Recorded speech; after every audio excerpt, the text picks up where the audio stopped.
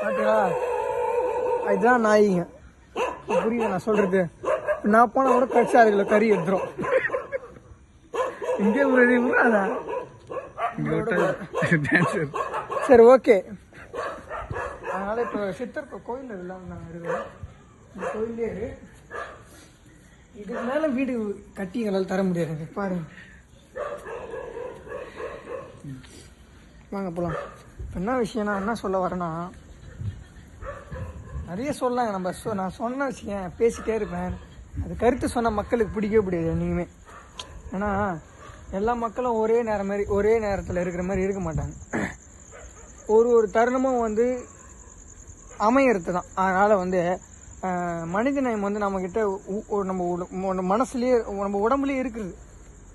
அது பண்ணலாம் கூட பரவாயில்ல, சும்மா போயிடுங்க. அது தப்பாக நினைக்க